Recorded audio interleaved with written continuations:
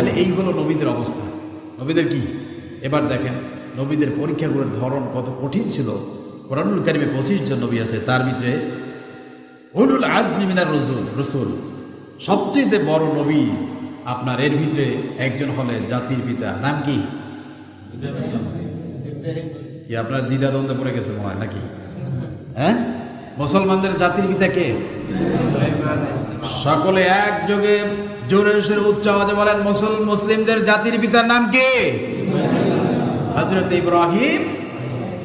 এই কথা আমরা বলি নাই, যিনি আকাশ এবং জমিনের মালিক আল্লাহ বলেছেন। আল্লাহ পাক বলেন মিল্লাতা আবিকুম ইব্রাহিম ওয়া সাম্মাকুমুল মুসলিমিন। আল্লাহ পাক বলছেন তোমাদের জাতির পিতা হলো কে? ইব্রাহিম আলাইহিস সালাম। আর তোমাদের ধর্মের নাম হলো ইসলাম। ওয়া সাম্মাকুমুল মুসলিমিন, তোমাদেরকে আমি মুসলমান নামকরণ করেছি। জোরে বলি সুবহানাল্লাহ। তাহলে মুসলমানদের জাতির পিতার অবস্থা কি দেখেন, তাকে অসংখ্যবার আল্লাহ পরীক্ষা নিয়েছেন। জোরে বলি সুবহানাল্লাহ। সমস্ত পরীক্ষায় তিনি কি করেছেন? উত্তীর্ণ হয়েছেন। সেটা আমি বলিনি, আপনি বলেন না, কে বলছেন? আল্লাহ পাক বলছেন। আপনি কোরআনুল কারীম খুলে দেখবেন, কোরআনের 2 নম্বর সূরা আল বাকারার 124 নম্বর আয়াতে কারিমায় আল্লাহ পাক বলছেন ওয়া ইযিবতালা ইব্রাহিম রাব্বুহু বিকালিমাতিন ফাআতাম্মাহুন।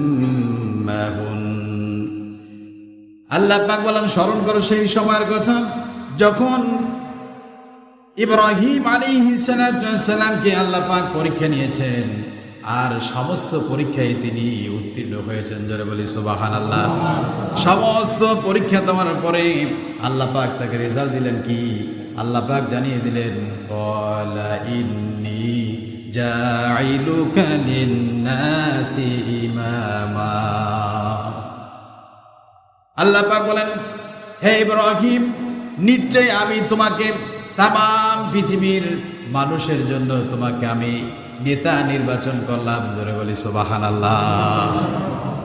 ইমামা, ইমাম শব্দের অর্থ কি? নেতা। ইমাম অর্থ কি? নেতা। নেতা মানে নেতা হতে হলে এখন তো সমাজের চরিত্র যার বেশি ভালো সেই সমাজের নেতা হতে পারে। কথা বলেন ঠিক কিনা?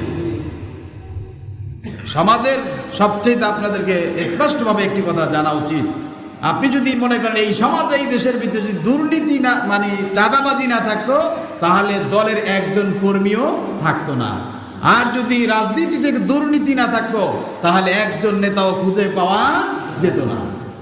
কিন্তু আল্লাহ পাক বলছেন পৃথিবীর সমস্ত নবীরা তাদের ঈমান এবং আকীদা দিয়ে তারা আল্লাহর কাছ থেকে পরীক্ষা দিয়ে তারা সাকসেস হয়েছেন। জোরে বলে সুবহানাল্লাহ।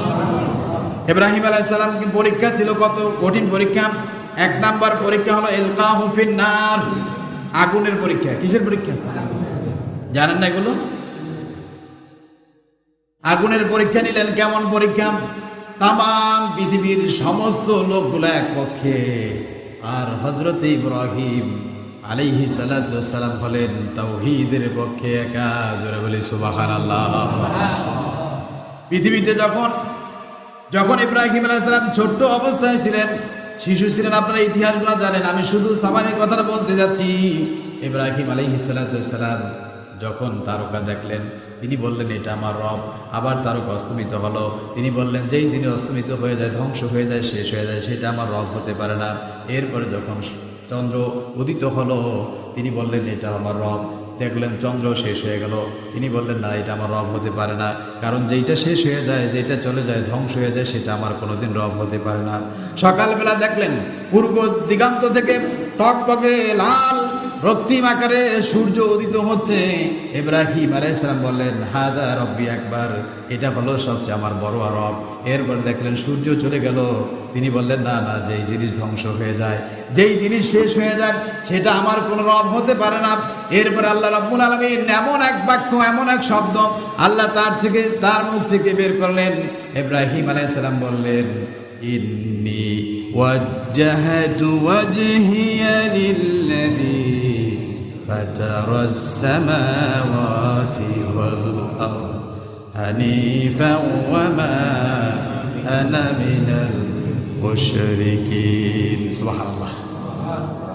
ইব্রাহিম আলাইহিস সালাম বললেন, ইন্নী ওয়াজ্জাহতু ওয়াজহিয়া লিল্লাযী ফাতারাস সামাওয়াতি ওয়াল আরদা হানিফা, যিনি আকাশ এবং জমিন, চাঁদ, সূর্য, চন্দ্র, তারকারাজি যা কিছু আছে সমস্ত কিছুর স্রষ্টা যিনি, আমি তার দিকে মুতাওয়াজ্জহ হয়ে গেলাম। জোরে বলি সুবহানাল্লাহ।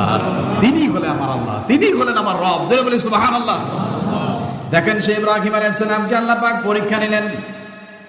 কেমন পরীক্ষা? অগ্নি পরীক্ষা। তামাম পৃথিবীর সমস্ত মানুষগুলো এক পক্ষে, এমনকি ইব্রাহিম আলাইহিস সালামের পিতা, সেও তার বিরুদ্ধে। সেও কি বিরুদ্ধে? ইব্রাহিম আলাইহিস সালামকে অগ্নিতে আগুনে ফালাই দিবেন, বিশাল অগ্নিকুণ্ডলী করেছেন, আপনারা জানেন। এরপরে যখন ইব্রাহিমকে আগুনে ফালানো হচ্ছে, ফালানোর পূর্বে আল্লাহ পাক জিবরাইলকে পাঠাইলেন। কাকে পাঠিয়ে? জিবরাইল আইসা বলল, ইব্রাহিম আল্লাহর খলিল, আমাকে আল্লাহ পাঠিয়েছেন, আমি তোমার কি সাহায্য করতে পারি? ইব্রাহিম আলাইহিস সালাম মুখ দিয়ে যেই কথা বললেন, ভাই জিবরাইল, তোমার কোনো সাহায্যের প্রয়োজন আমার নাই, কারণ আমি এমন অন্ধ আল্লাহর ইবাদত করি না যেই আল্লাহ বান্দার দুঃখ দুর্দশা দেখতেছে না। আমার আল্লাহ যদি, আমি ইব্রাহিম আগুনে পড়ে যদি আল্লাহ যদি খুশি হন, তাহলে আমি আমার রবকে 1000 বার আগুনে পড়তে রাজি আছি। আল্লাহ রাব্বুল আলামিন যখন এই কথা শুনলেন, সঙ্গে সঙ্গে আগুনের প্রতি আল্লাহ নোটিশ করে দিলেন।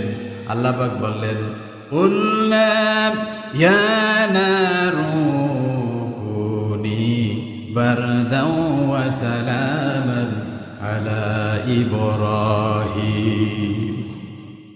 আল্লাহ পাক বলেন, হে আগুন, তুমি আমার ইব্রাহিমের জন্য ঠান্ডাদায়ক হয়ে যাও, শীতাতাপ নিয়ন্ত্রিত হয়ে যাও, না গরম না ঠান্ডা, এমন এক পর্যায়ে চলে যাও যাতে আমার ইব্রাহিম শান্তি আরাম ফিল করে। জোরে বলি সুবহানাল্লাহ, সুবহানাল্লাহ। কয়দিন ছিলেন? 40 দিন ছিলেন।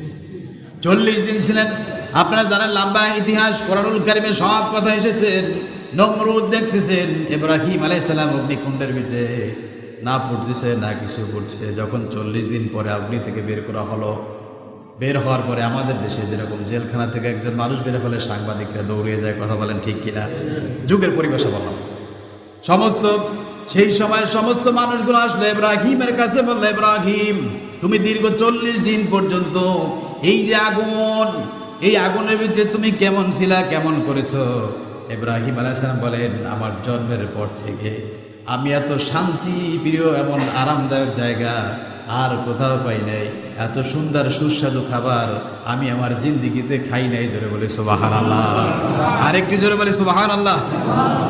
তাহলে নবীদের প্রথম পরীক্ষা দেখছেন, অপরাধ কি? বলেন ঈমান। অপরাধ কি?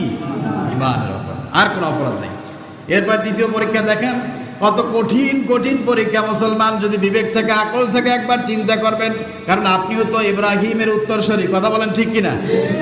ইব্রাহিম আলাইহিস সালাম আপনার 80 বছর বয়সে আল্লাহর কাছে সন্তান চাইলেন, কথা বলেন ঠিক কিনা? আল্লাহ তাকে সন্তান দিলেন, হযরত ইসমাইল আলাইহিস সালামকে। যখন ইসমাইল একটু বড় হল, তখন আল্লাহ পাক বলেন, ইব্রাহিম, তুমি তোমার কলিজার টুকরা সন্তানকে জবাই করো। আপনি চিন্তা করে দেখেন, ইব্রাহিম কোনো প্রশ্ন নাই, আল্লাহর কাছে বলেন, আল্লাহ, তোমার কাছে চাইলাম, তুমি সন্তান দিলে, আবার তুমি কেন জবাই করতে বলতেছো? এমন কোনো কথা ইব্রাহিম বলে নাই। ইব্রাহিম আলাইহিস সালাম যখনই আল্লাহর থেকে আদিষ্ট হলেন, সঙ্গে সঙ্গে ছেলেকে ডাকলেন। কোরআনুল কারীমের 37 নম্বর সূরা আস-সাফাত এর 99 নম্বর আয়াতে কারিমা যদি আপনি খোলেন, আল্লাহ পাক ইব্রাহিমের কথাগুলো তামাম পৃথিবীর সমস্ত ইব্রাহিমের উত্তরসূরিদেরকে জানিয়ে দিলেন। জোরে বলি সুবহানাল্লাহ।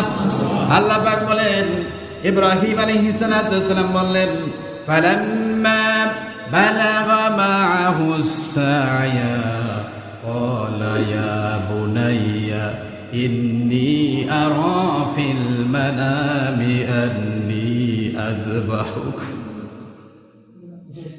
কলিজার টুকরা সন্তানকে ডাকলেন, বলেন, হে বাবা ইসমাইল, আমি আল্লাহর পক্ষ থেকে আদিষ্ট হয়েছি, আল্লাহ আমাকে অর্ডার করেছেন তোমাকে জবাই করার জন্য। ইন্নী আযবাহুক, জবাই করার জন্য।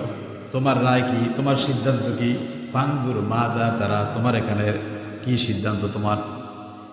হযরত ইসমাঈল আলাইহিস সালাম বাপ কা বেটা সিপাই কে গোরা, যেমন বাপ তেমন কি ছেলে, কারণ বাবাও নবী ছেলেও কি নবী। ছেলে বলতেছেন আল্লাহ পাক, ছেলে কি বলছেন মুখ দিয়ে সেই কথাগুলো জানিয়ে দিন। আল্লাহ পাক বলছেন ইসমাঈল হযরত ইব্রাহিমকে বললেন, ইয়া আবাতি ফাআল মা তু'মার সাতাজিদুনি ইনশাআল্লাহু মিনাস সাবিরিন। এ বাবা, আপনি যেই ব্যাপারে আল্লাহর পক্ষ থেকে আদিষ্ট হয়েছেন আপনি সেই কাজই করেন, অবশ্যই আমাকে ধৈর্যশীলদের ভিতরে পেয়ে যাবেন। জোরে বলি সুবহানাল্লাহ। আল্লাহ। বাকি ইতিহাস আপনারা জানেন। পরীক্ষা, কত কঠিন পরীক্ষা। এরকম ইব্রাহিমের জীবনে আরো অনেক পরীক্ষা আছে আমার বন্ধুগণ। আল্লাহ পাক বলছেন সমস্ত নবীদেরকে আল্লাহ পরীক্ষা নিয়েছেন। বিশ্বনবী বলেন আশাদুন নাস বালাউল আম্বিয়া, সবচেয়ে কঠিন পরীক্ষা ছিল নবীদের। কাদের? নবীদের। ফালামসাল বিলামসাল, এরপরে যার যেমন ঈমান তার পরীক্ষাও তেমন। যার যেমন ঈমান তার পরীক্ষাও কি তেমন। আমার বন্ধুগণ, এবার আসুন দেখি হযরতে আইয়ুব আলাইহিস সালামের ব্যাপারে। আপনারা তো জানেন হযরত আইয়ুব আলাইহিস সালাম এক নয় দুই নয় দীর্ঘ 18 বছর পর্যন্ত, কত 18 বছর পর্যন্ত, আজকে আমাদের 1 সপ্তাহ কিংবা 2 সপ্তাহ জ্বর হলে অসুস্থ হলে আমরা অধৈর্য হয়ে যাই, কিন্তু নবীদের আল্লাহর কাছে কোনো অভিযোগ নাই। কি নাই? কোনো অভিযোগ নাই। দীর্ঘ 18 বছর পর্যন্ত হযরত আইয়ুব আলাইহিস সালাম এমন রোগাক্রান্ত, এমন রোগ আল্লাহ দিলেন, গায়ের গোশতগুলো খসে পড়তেছেন। দুর্গন্ধের কারণে সমাজের মানুষেরা তাকে পাহাড়ে রেখে আসলেন। তার ছেলে মেয়ে সকলে চলে গেলেন। তার প্রিয়তমা স্ত্রী সারা, স্ত্রী তার সেবায় নিয়োজিত ছিলেন। অনেক লম্বা ইতিহাস। যখন আইয়ুব আলাইহিস সালাম তখনও কিন্তু আল্লাহকে ভুলে যান নাই। কথা বলেন ঠিক কিনা? যত রোগ বাড়ে তত বেশি আল্লাহকে স্মরণ করে। জোরে বলি সুবহানাল্লাহ।